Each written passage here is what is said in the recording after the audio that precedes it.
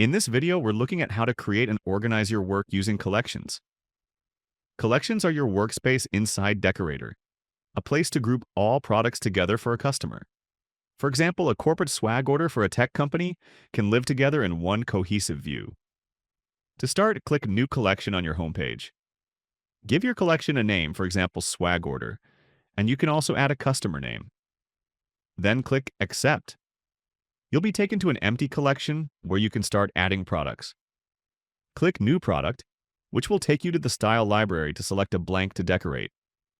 When you add a style from inside a collection, each style you add will automatically live there.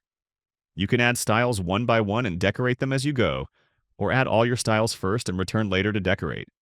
It's completely flexible and every change you make is saved automatically, so you can pick up right where you left off. Back on the home page, hover over a collection and click the three dots to rename, duplicate, or remove it. Collections make it easy to manage your projects, keeping every product organized from first concept to final proof.